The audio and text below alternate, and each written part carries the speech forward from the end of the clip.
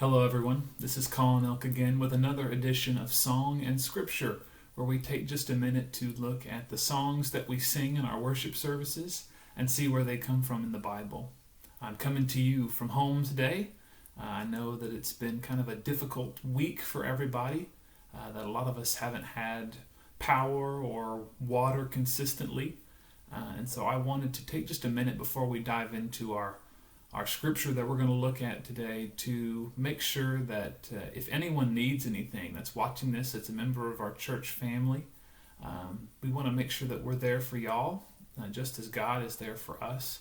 And so if you have any needs during this time, I would like you to reach out to me or to David or another member of our staff or one of our elders to make sure that the needs that you have at this time are taken care of. I have a link to our staff page that's a way to contact us, so please don't hesitate to reach out if there's anything we can do for you in this time.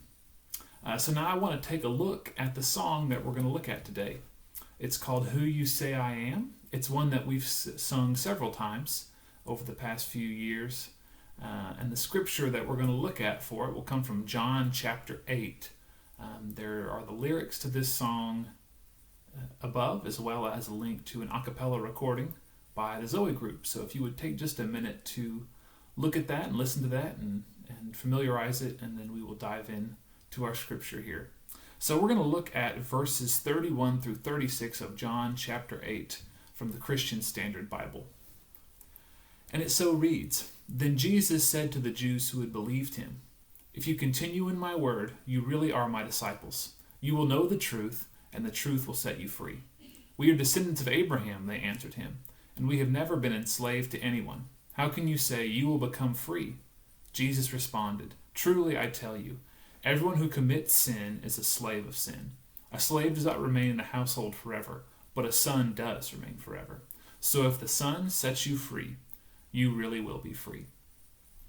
Jesus here is talking to some Jews who point to their Hebrew heritage as evidence of their salvation. God chose the Jews to be his chosen holy people and to show his power and justice and mercy and holiness to the rest of the world. And many times they did. God did many great things through Israel and Judah, but they gradually and continually turned away from God. And Jesus made sure to point out that even the Jews were not free from sin. In that way, they were just like everyone else and exactly like us. And that is the problem that Jesus came to the earth to solve. The way that sin reigns in our lives and controls us. Through the cross and the empty tomb, Jesus became that atoning sacrifice and conquered sin and death.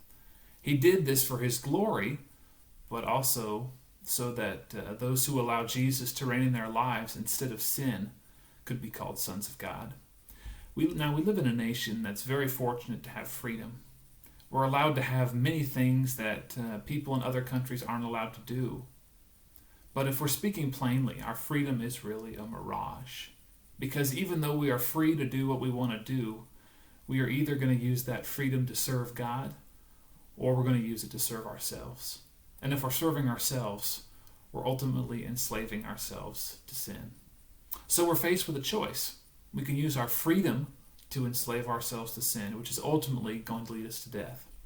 Or we're going to willingly enslave ourselves to Christ, which is going to lead us to freedom and life. Now I know that might seem paradoxical, but it's the mystery of the gospel. And Jesus is our ultimate example. He was God the Son, the one through whom the entire universe was made. Yet he chose to submit to the will of the Father. So that's my prayer for you this week, that you choose to willingly accept Jesus, that you become his servant and his child, that you taste what true freedom is, and that you no longer have to doubt about who you are, that you are a child of God who he loves very deeply and sent his Son to die for. So please join us as we worship our God on Sunday morning at 9 a.m.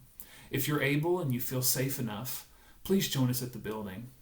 If not, please tune in to our service on YouTube or Facebook.